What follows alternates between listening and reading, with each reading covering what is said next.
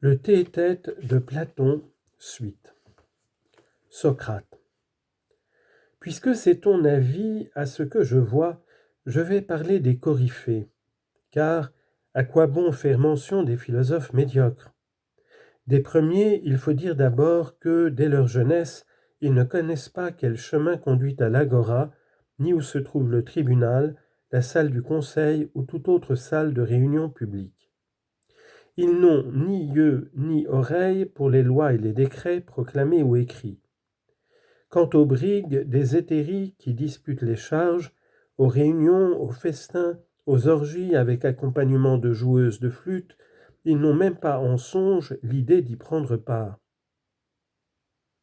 Est-il arrivé quelque bonheur ou quelque malheur à l'État, un particulier a-t-il hérité quelque défaut de ses ancêtres, hommes ou femmes, le philosophe n'en a pas plus connaissance que du nombre des gouttes d'eau de la mer.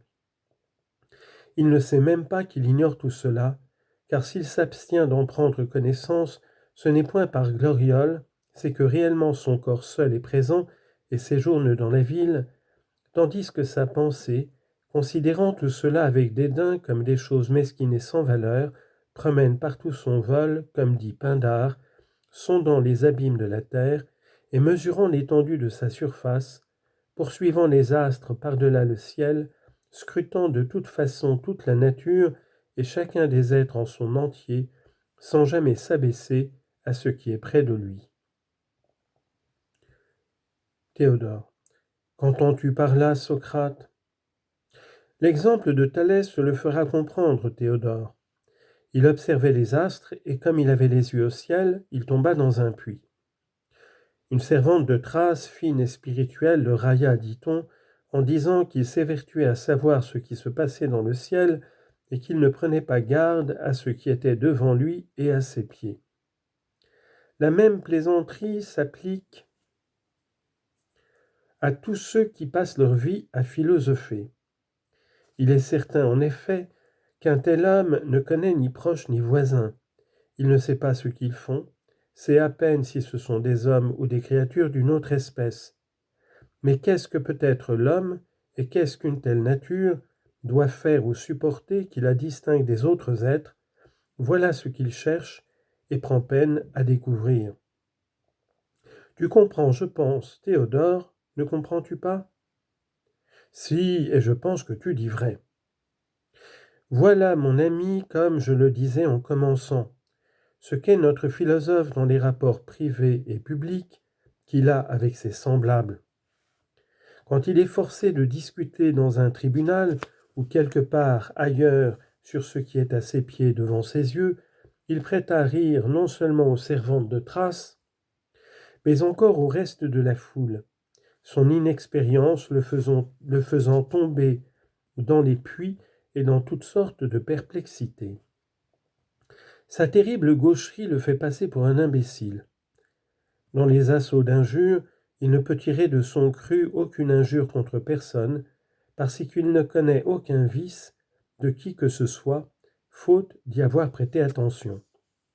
Alors il reste court et paraît ridicule. Quand les gens se louent et se vantent, comme on le voit rire, non pour faire semblant, mais tout de bon, on le prend pour un niais. Entend-il faire l'éloge d'un tyran ou d'un roi, il s'imagine entendre exalter le bonheur de quelque pâtre, porcher, berger ou vacher, qui tire beaucoup de lait de son troupeau. Il croit d'ailleurs que les rois paissent et traitent un bétail plus rétif et plus traître que les bestiaux du pâtre, et que faute de loisirs, ils deviennent tout aussi grossiers et ignorants que les bergers, renfermés qu'ils sont dans leurs remparts, comme ceux-ci dans leurs parcs de montagne. Entend-il parler d'un homme qui possède 10 000 plêtres de terre comme d'un homme prodigieusement riche, il trouve que c'est très peu de choses, habitué qu'il est à jeter les yeux sur la terre entière.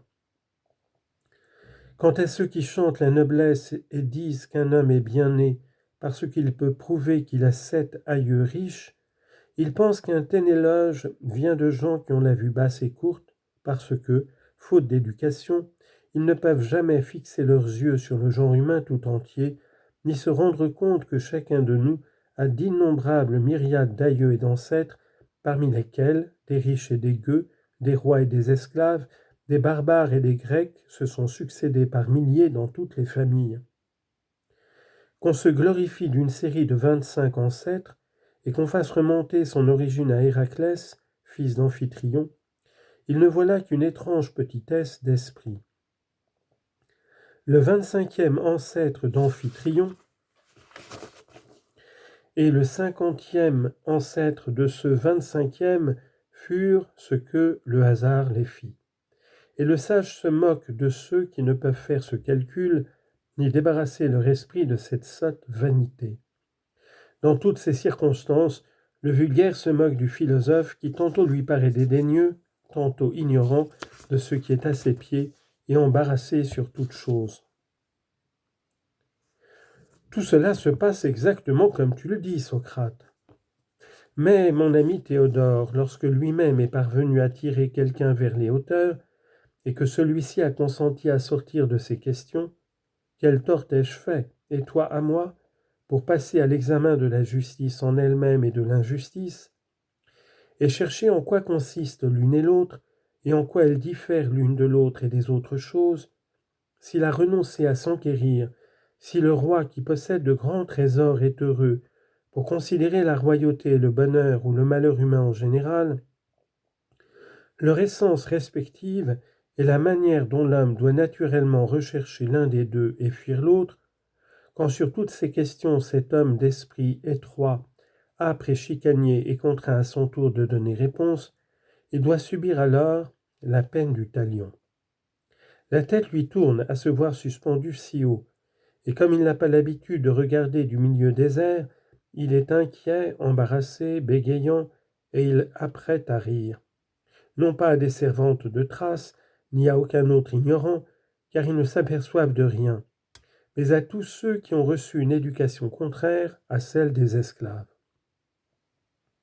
Tel est, Théodore, le caractère de l'un et de l'autre. L'un que tu appelles philosophe, élevé au sein de la liberté et du loisir, ne doit pas être blâmé d'avoir l'air d'un homme simple et qui n'est bon à rien quand il se trouve en face de besogne servile, quand par exemple il ne sait pas empaqueter une couverture de voyage, assaisonner un plat ou tenir des propos flatteurs. L'autre est capable de faire tout cela avec dextérité et promptitude, mais il ne sait pas relever son manteau sur l'épaule droite à la façon d'un homme libre, ni saisir l'harmonie des discours et chanter comme il faut la vraie vie des dieux et des hommes heureux. Si tu parvenais, Socrate, à persuader à tout le monde comme à moi ce que tu viens de dire, il y aurait plus de paix et moins de maux parmi les hommes.